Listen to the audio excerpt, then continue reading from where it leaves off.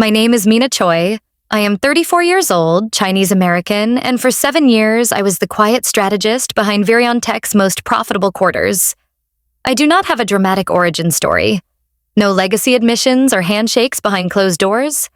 I earned every inch of ground I stood on with late nights, airtight forecasts, and a voice I only used when it mattered. I came from a 2-bedroom apartment in Flushing where my parents still keep my college acceptance letter taped to the fridge like it might float away. I joined Virion when it was just a whisper of a startup in a glass shoebox downtown, back when Brian Trent still wore secondhand suits and thanked me for working weekends. I built our first financial model on my laptop while eating instant ramen in a shared WeWork office. I crafted the language that got our Series B funding. I redlined decks until my eyes blurred. I stayed when bigger offers came because I thought I was building something worth finishing. And when the stock grant offer finally came across my desk, I cried for the first time in 5 years, not out of sentiment, but because I thought it meant I mattered. Until the boardroom meeting where Brian, now a CEO in tailored arrogance, held up my revised contract with that predator's grin and told me my grant had been nullified. "You should have read the fine print," he said, like I was some naive intern, not the woman who had written half of it. The room laughed with him, not because it was funny, but because fear makes cowards out of men with too much to lose. My chair didn't creak when I stood. I didn't speak. I just gathered my untouched espresso, walked out past the smiles that wouldn't meet my eyes, and stepped into an elevator that felt like a coffin. That night, I opened the folder I had labeled years ago, the one with every audit trail, every version history, every timestamp discrepancy they thought no one noticed.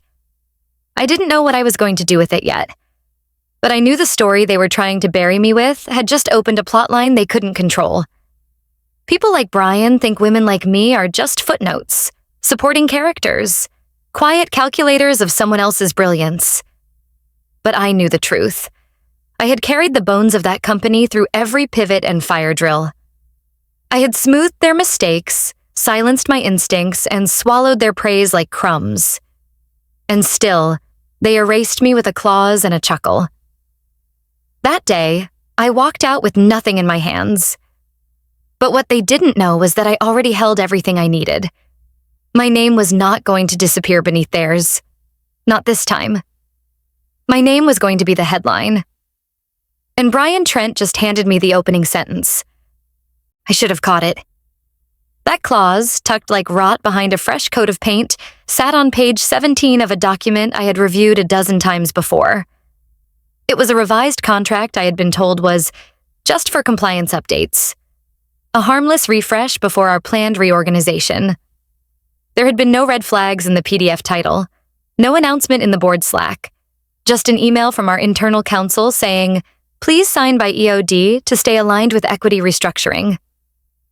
And like the fool they thought I was, I signed it without hesitation, trusting the version I had already approved months before. Only later would I learn the truth, that Brian had looped in one of his pet attorneys and snuck in a single sentence in light gray text that read, "Stock compensation shall be null and void in the event of structural reorganization, merger, or strategic reclassification." It was corporate theft disguised as legal housekeeping. He added it after the board had already voted, after I had received my grant summary, after the finance team had even inputted into the cap table system. He did it not because he needed to, but because he could, and because it delighted him to prove I was never actually in the room, even when I was the one who built it. Fraud with a paper trail still counts as fraud. But Brian had spent his career assuming no one would challenge him. I remember the moment I realized it, sitting in my apartment with my laptop open, comparing the two versions side by side, watching the clause flicker into view like a specter. I had to zoom in to read it properly.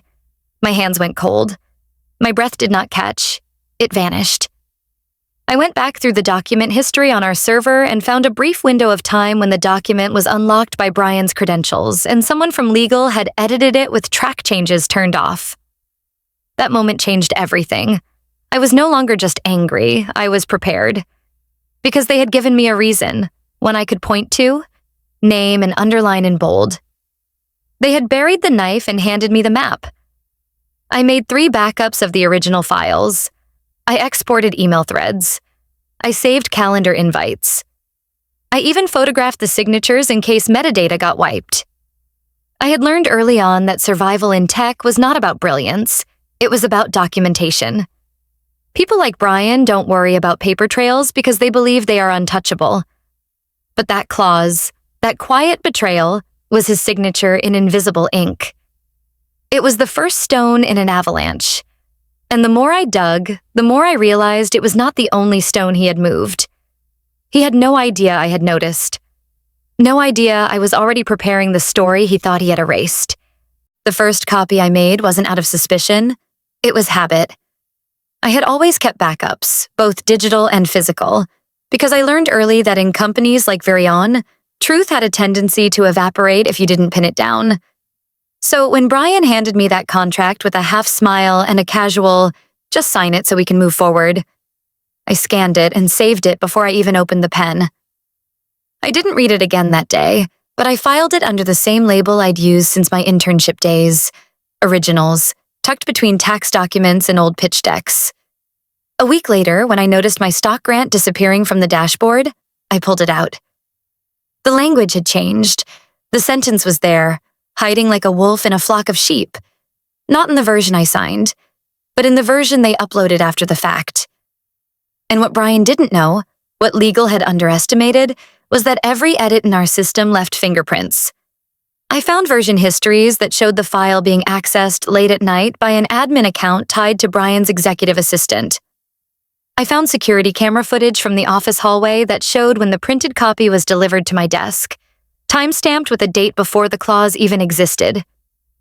I found email metadata that proved my signed version was attached and returned before the clause was ever added.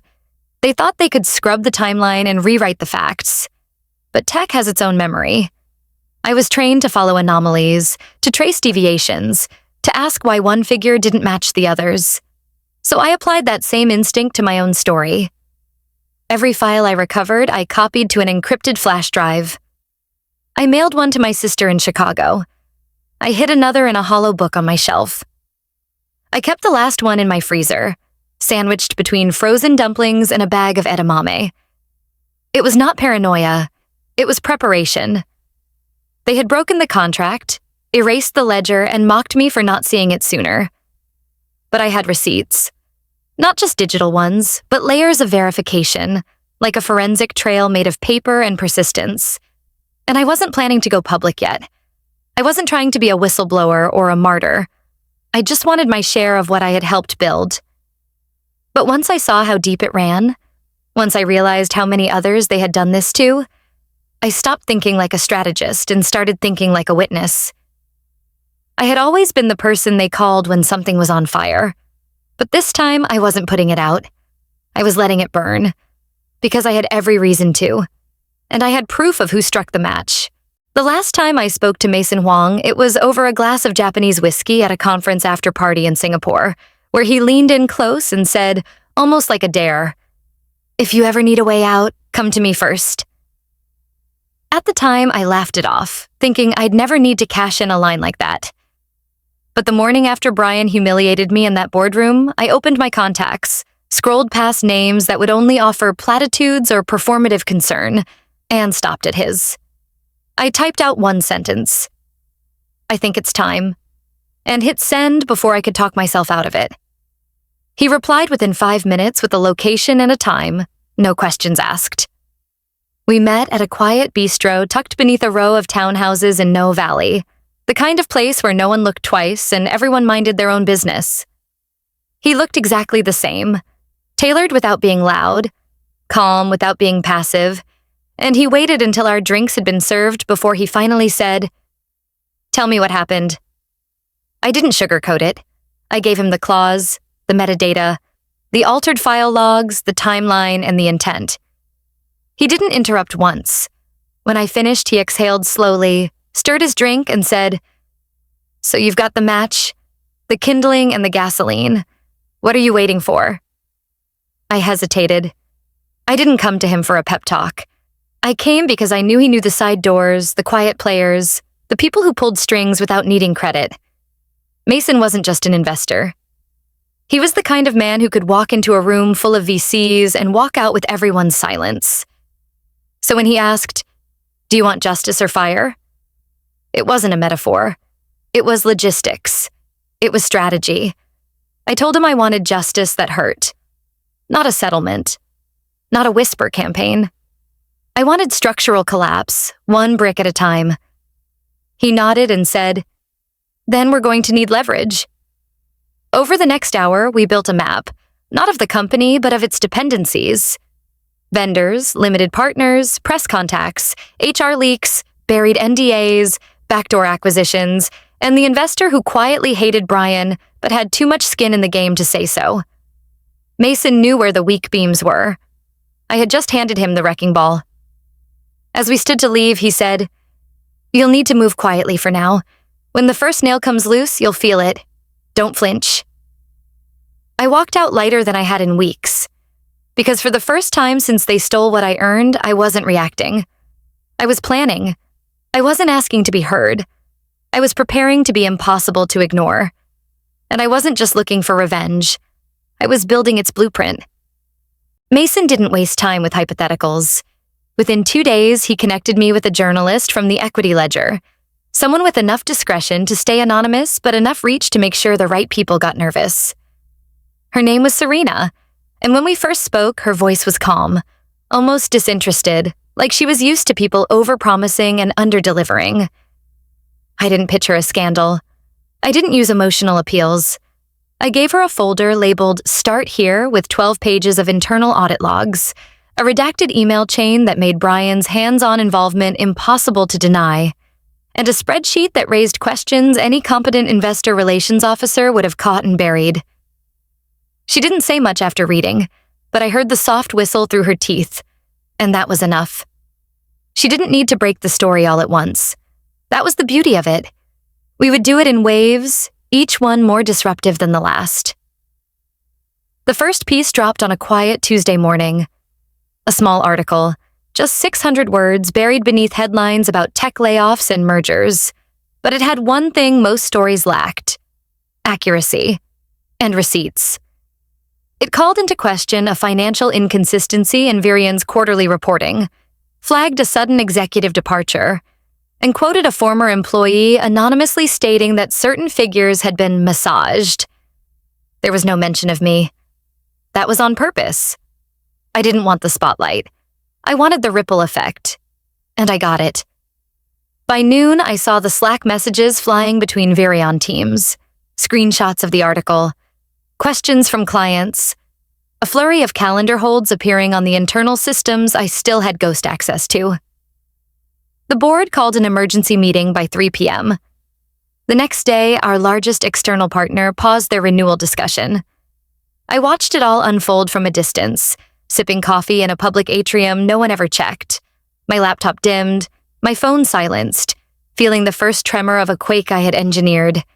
Mason sent me a single period by text, our shorthand for "it landed." I didn't reply. We both knew the value of restraint. The market hiccuped. Virion trembled. And I wasn't even finished. What most people don't realize is that power doesn't collapse under a single blow. It unravels like bad stitching, one pulled thread at a time. We had just tugged the first. Serena followed up asking if there was more. I told her yes, but I wanted her to wait. Let the silence stretch. Let the board sweat. Let Brian pace his glass office wondering who had gotten brave. Sometimes the softest leak makes the loudest sound if you time it right. And that was the plan now. Not a scream. Not a headline. Just a drip of truth steady enough to rot the foundation. And when it collapsed, I wanted every brick to echo with my name, even if I never said it out loud. It was a single screenshot, but sometimes one thread is all it takes to unravel an empire built on arrogance.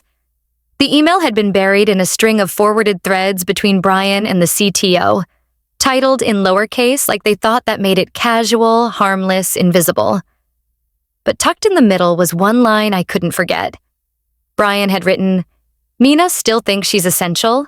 Bless her overinflated sense of value," followed by a laughing emoji and the CTO's reply, She's not essential, she's just efficient. It stung. Not because it surprised me, but because it confirmed what I already suspected. I wasn't a person to them. I was a function. A workhorse in a blazer. Someone to squeeze dry and then discard. I didn't send it to a reporter.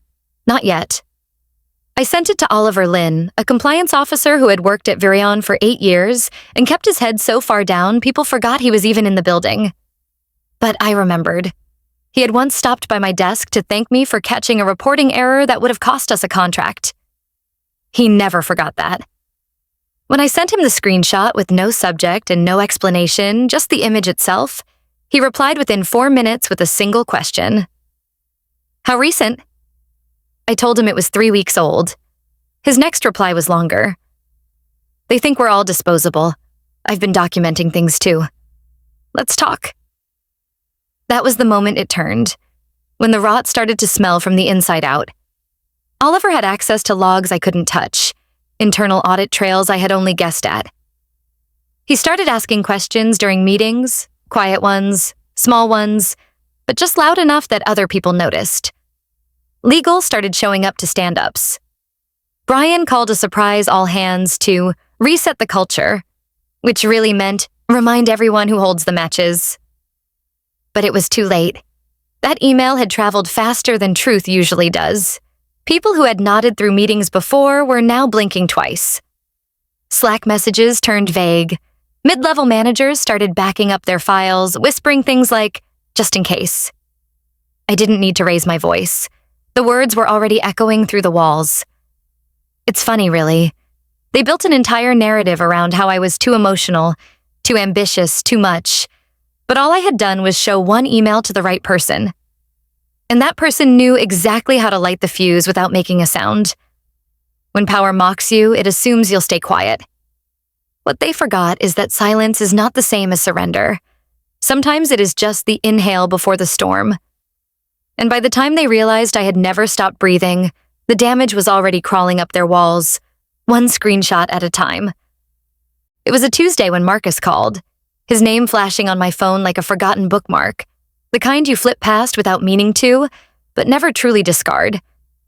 He had been gone for nearly 9 months, pushed out so quietly most people assumed he had left on his own terms. Some kind of soft retirement with stock options and a well-worded farewell email.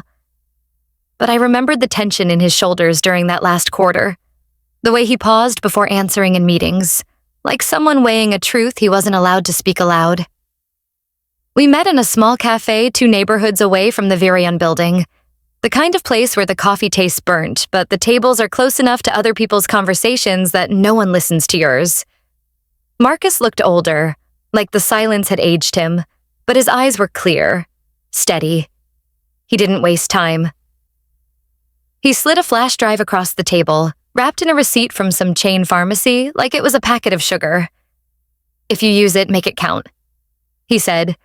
No preamble, no explanation, just a tired voice and a nod that told me he had already paid the price for carrying what was inside.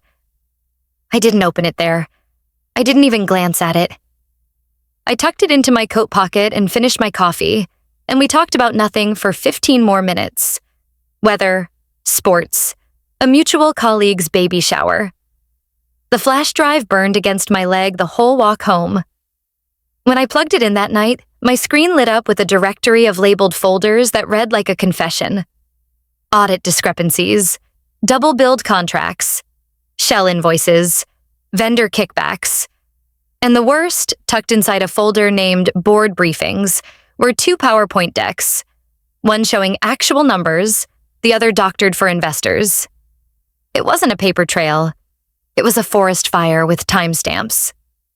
Marcus had made copies, digital and physical, and kept them hidden in a safety deposit box until he couldn't stomach the silence anymore. He told me later, in a single-line email, that he had tried to speak up internally and was told in exact words, "We'd hate for this to become a health concern for you." That's how they do it. With smiles and veiled threats. With silence dressed up as loyalty. With exit packages that are really hush money and tailored envelopes. But Marcus had kept the truth anyway. Not because he thought he'd ever use it, but because he hoped one day someone would. That someone was me. And when I finally printed the contents of that flash drive and watched the paper warm in my hands, I knew exactly how I would make it count. They built their castle on lies, and I had just found the blueprints they thought they burned. There is a particular kind of silence that comes before a storm. Not the peaceful kind, but the strained, electrified hush of a room where too many people are pretending nothing is wrong. That was the air inside Virion during the weeks when the board began canceling recurring meetings and quietly locking calendar invites behind permissions. At first, people thought it was just restructuring, the usual posturing that came with new funding rounds or executive reshuffling. But then Brian started missing all hands calls. The first one, he sent a message through his assistant about a last-minute client emergency. The second, there was no message, just an awkward fill-in by the COO, who looked like she was waiting for an anvil to drop from the ceiling. By the third time, the Slack channels weren't just whispering, they were howling. Anonymous DMs started flying, some laced with screenshots of legal jargon, others with pure speculation. Did you hear? I think something's going down. Why is Marcus's name trending on LinkedIn? It was like watching a house catch fire from the outside while the people inside kept sipping wine and pretending the smoke was just incense. I sat back and read every thread, every typo-ridden theory, every message that began with, "You didn't hear it from me," and I didn't respond to any of them. Not because I didn't want to, but because I didn't need to. The panic was doing my job for me. Fear has a way of slipping through vents and cracks, finding its way into corners that confidence once occupied.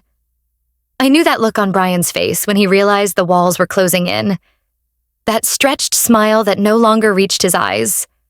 The shortness in his replies. The absence of his usual late-night Slack rants about market share and killing the next pitch. The man who had once stood over me with a laugh and a lie now hid behind layers of handlers, lawyers, and pre-recorded video updates that said nothing. The board, I later learned, had started reviewing internal audit files after someone, unnamed of course, forwarded them a summary of discrepancies they could no longer pretend were clerical errors. And somewhere in that building, someone opened a file they had never seen before, one marked Mina Originals, and suddenly the story began to shift. Not publicly yet, but inside the walls, where power changes hands before the headlines ever catch up. I watched it all from a distance, sipping my tea like it was theater, because it was. A tragedy of arrogance, a drama of paper trails and digital footprints. I had been quiet, but not inactive. Still, but not absent. What they mistook for defeat had only ever been precision. And now, as the cracks widened and Brian started to sweat behind closed doors, I smiled without moving a muscle. Because I knew exactly how much heat one match could carry when the whole structure was made of dry lies. The memo surfaced on a Monday, dropped anonymously into the inbox of the Equity Ledger's investigations team with no subject line and no note, just a PDF titled Q3 Adjustments, and a metadata trail that smelled like gasoline. I didn't send it. I had considered it once, but someone beat me to it. Or maybe they just finally woke up to what we were all standing in, the rot we had been conditioned to ignore because the paychecks cleared and the office had kombucha on tap. The document was clean, corporate, and damning. It outlined years of intentional revenue inflation, funneling numbers through temporary shell accounts, reclassifying losses as deferred assets, all signed off by Brian Trent himself. His signature, bold and smug at the bottom of each quarterly section, sat like a confession under glass. The timing was surgical. The story dropped at 9:01 a.m., just as the markets opened and just before Brian was scheduled to host a virtual investor Q&A. By 9:07, Twitter had screenshots. By 9:12, Slack was flooded. By 9:30, our internal server had a system-wide outage that fooled exactly no one. I watched it unfold from the small cafe near my apartment, the one where the barista always remembered my name and never asked questions when I ordered tea and stared into space. The news alert popped up on my phone. Then again, then again. I tapped through them slowly, each one another crack in the fortress Brian had built from arrogance and charm. It felt like watching a dam burst from behind a window. I didn't cheer. I didn't text anyone. I just took a deep breath and exhaled through my nose, steady and slow. This wasn't my strike. This was internal combustion. Someone inside had finally realized the whole thing was built on borrowed time and burned trust. Maybe it was a compliance analyst. Maybe it was one of the interns who had to reconcile line items that never added up. Maybe it was the same person who used to slide me folders under the table with a nervous glance. It didn't matter. What mattered was that the narrative was no longer under Brian's control. The board issued a rush statement by noon, something about an ongoing review and a commitment to transparency, the usual corporate CPR attempt. But the wound had been made public, and no amount of PR gauze could stop the bleeding. I stayed silent, still off-grid, still invisible. I knew better than to stand in front of a crumbling building and yell, "Told you so." Let the evidence speak. Let the signature in the memo curl at the edges as the truth caught fire. Let them chase each other in circles while trying to plug holes with broken promises. Because once something cracks from the inside, no one on the outside needs to swing the hammer. It collapses on its own. They came quietly, not with flashing lights or loud announcements, but with calm suits and folders tucked under their arms. The kind of quiet that unsettles because it means they already know more than they're letting on. The SEC showed up on a Thursday, just after the morning rush, sliding into the Virion Tech lobby like clients without appointments. They signed in like everyone else, except they weren't there for a meeting. They were there for the truth. Or at least the pieces of it that had been scattered and buried beneath years of polished quarterly earnings and investor calls laced with buzzwords. Brian had the audacity to call it routine, as if federal agents just dropped by to ask about phantom equity for fun. I watched it unfold through the public filings, the internal message boards, and the whispers that bled out of glass conference rooms. He tried to look unfazed, giving a statement to the team that reeked of performance, something about cooperation and transparency, but no one was buying it anymore. Not the engineers who suddenly found access to core financials revoked. Not the execs who stopped returning his calls. Not even his executive assistant, who had started bringing in her resume instead of her laptop. The subpoena listed specific terms: non-disclosed compensation mechanisms, backdated grants, and unreported financial adjustments tied to reorganization clauses. Every phrase was a mirror reflecting exactly what he had tried to hide. It didn't name me. It didn't have to. The evidence had grown legs. Marcus's flash drive. The anonymous memo. The email chain I had never deleted. It was all out there now, moving like water, finding cracks, seeping under locked doors. I knew what would come next. The scramble, the meetings, the outside counsel, the board's pretend shock, the whispers of plausible deniability. I had seen this movie before. Only now I wasn't the character in the background typing furiously at a laptop. I was the off-screen narrator who knew how it ended. Brian's silence grew louder by the hour. His calendar went private. His name was suddenly absent from internal threads. Then came the headlines. Virion Tech under SEC scrutiny. Whispers of executive misconduct. The kind of news that makes shareholders nervous and competitors curious. The kind of pressure that turns a routine check into a reckoning. I didn't smile. I didn't celebrate. I just closed my laptop slowly and sat with it. The truth was finally being audited, and for once I wasn't the one being asked to explain it. I had already done my explaining. In backup drives, in printed copies, in quiet, deliberate moves that were now unfolding in rooms I no longer needed to enter. They knocked quietly, but the echoes were loud enough to shake the whole building. He waited until his back was against the wall, until the headlines stopped using phrases like alleged misconduct and started using words like fraud and falsified records. And then he did what men like Brian always do when the empire starts to crumble. He pointed a finger at the nearest woman who had once helped him build it. During a last-ditch press call, voice shaky beneath that faux confidence he wore like a tailored suit, he called me a rogue employee, someone who had allegedly acted independently and without authorization, someone who had manipulated documents to serve her own agenda. I remember watching it from my living room, still wearing pajama pants and holding a chipped mug of tea, the kind of surreal moment that feels too quiet for the chaos it tries to contain. The audacity of it didn't surprise me, not after everything he had already done. But what struck me was how rehearsed it sounded, like he had been practicing those words for weeks, just in case. What he didn't realize was that I had come prepared for exactly this. Within the hour, I uploaded a full audit trail to a secure public folder, shared it with select journalists, and let the evidence speak louder than any press release ever could. The original stock grant, time-stamped and signed, sat beside the altered version, with metadata highlighting the changes, emails between Brian and legal counsel discussing the clause he had inserted, Slack messages implying they would clean up any loose ends if I asked too many questions, screenshots of file edits, drive histories, and even the security footage showing the date I submitted the original contract to HR. It wasn't just proof. It was a story told through receipts, one he couldn't spin, one that spread like fire the moment it hit the open air. My name trended on social media within 2 hours, not because I had said anything incendiary, but because I hadn't needed to.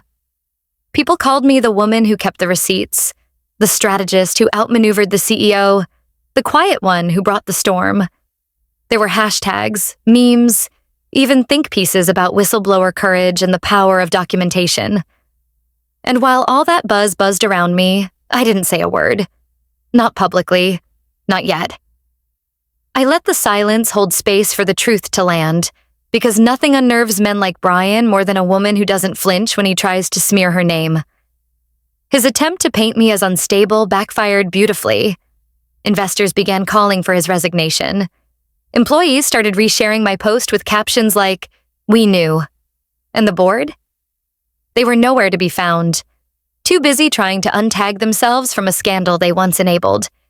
He tried to name me, to define me with a lie, but all he did was light a match next to a pile of paper I had already soaked in truth.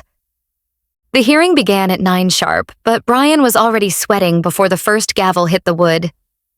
He sat stiff in a navy suit that probably cost more than my old car, his tie a little too tight, his posture a little too forced, his smile an uncomfortable stretch that wilted the moment the first question landed.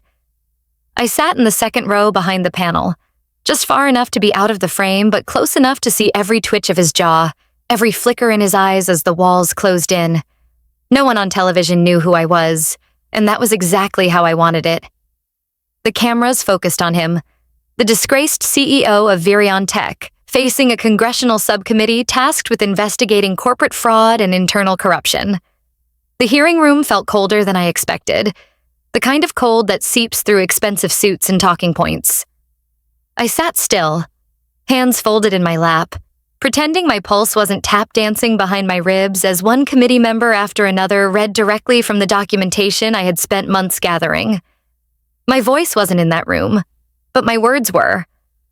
They read from my audit trail, from the timeline I had constructed on sleepless nights and silent weekends, from the annotated contracts and encrypted messages, each line a quiet nail in the coffin Brian had built for himself. One congresswoman quoted a Slack message he had sent to the CTO, calling whistleblowers bitter nobodies who can't handle real power. Brian's face twitched, and I watched the mask slip.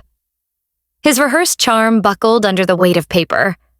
They asked him about the phantom equity grants, the missing funds, the 2 shell companies tied back to his name, and the internal memo bearing his digital signature. He denied, dodged, deflected, then stuttered when asked why the metadata on the altered stock agreement didn't match the signing date. He blinked too much. He shuffled his papers. He said, "I don't recall 12 times in under 20 minutes. And the whole country watched him do it. Behind me, a journalist scribbled notes so fast the sound of pen against paper became its own soundtrack. Beside me, someone gasped softly when Brian's voice cracked. I didn't move. I didn't blink. I didn't let a single emotion rise to my face because this wasn't the climax. It was just the slow unfolding of consequence. He had built his kingdom on silence, manipulation, and fear. I had dismantled it with patience, clarity, and proof.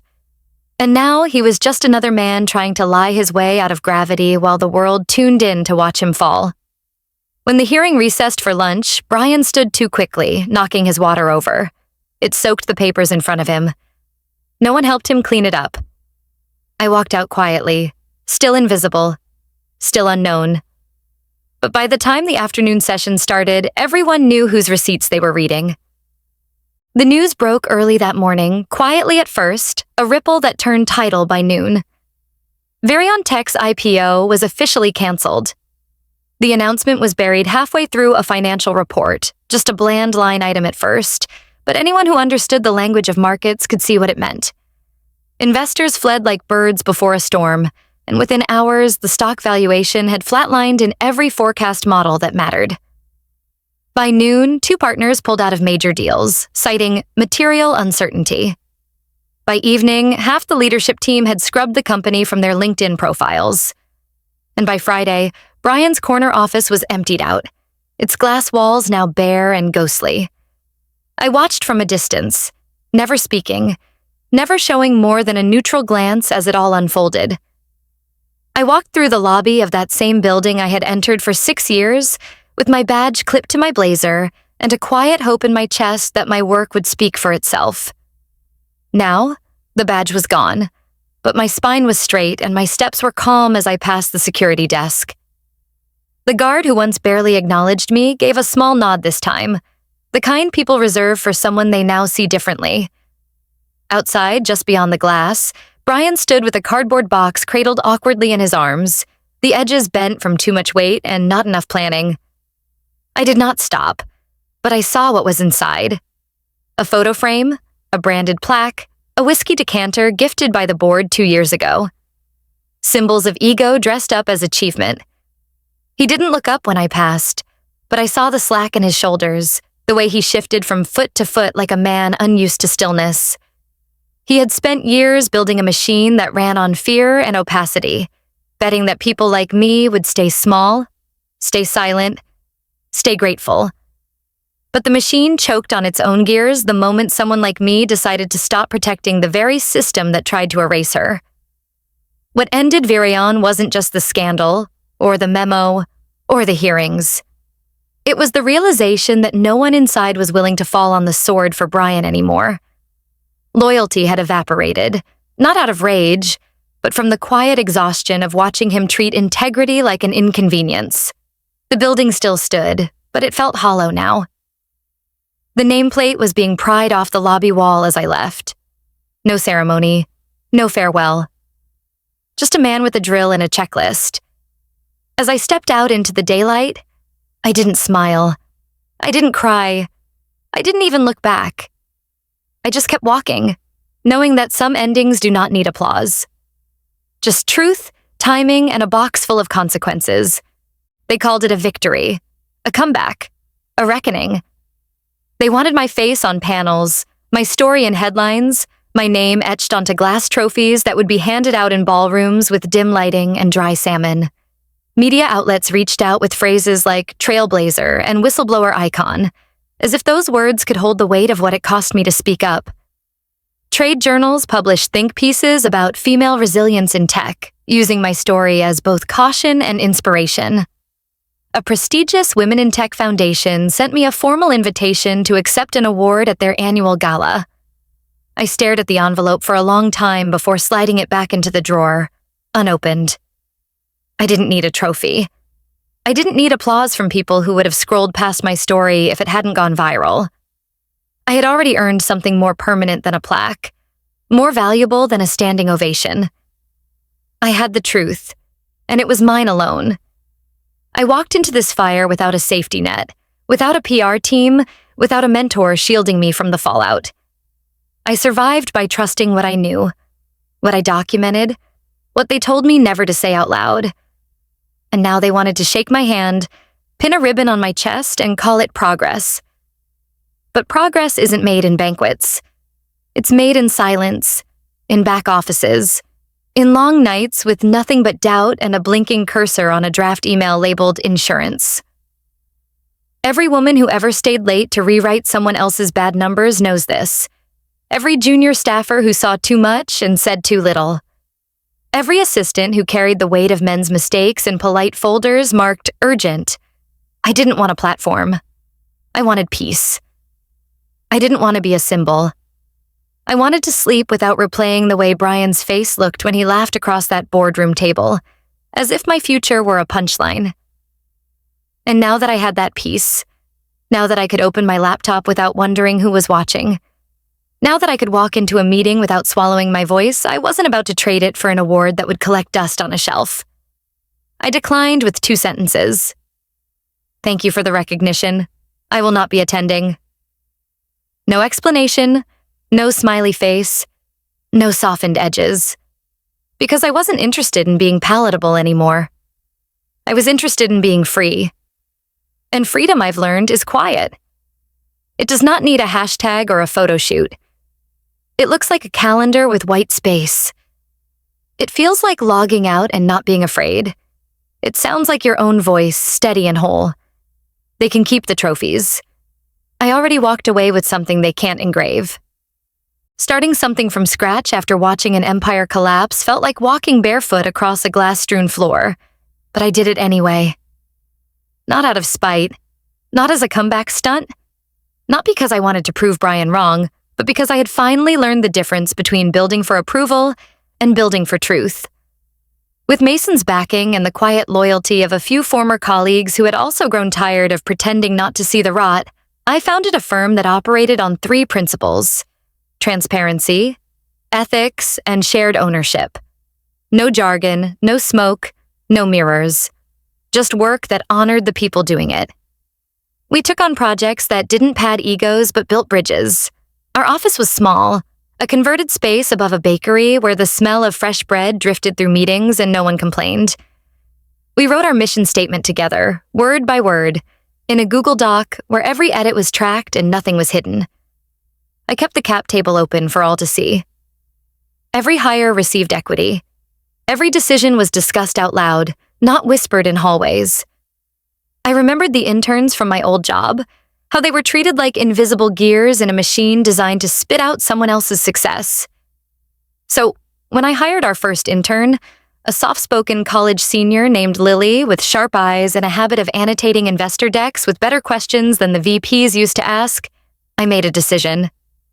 Her stock grant would be the first one issued. Not symbolic, not deferred, not conditional. Real shares, real ownership, from the very beginning. I called her into my office and handed her the envelope myself. She looked confused, like maybe I had meant to give it to someone else. Your work has value, I said. I want you to know that from day one.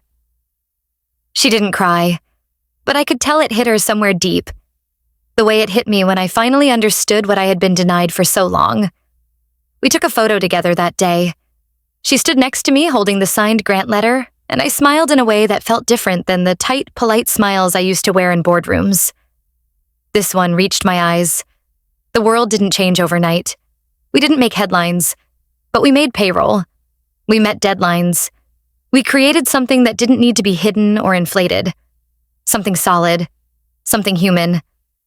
I looked around that office full of plants, laughter, and people who didn't need to look over their shoulders, and I knew it was real.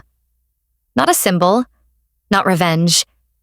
Just a company built on the ashes of every lie I had once been told, and every truth I had dared to say out loud.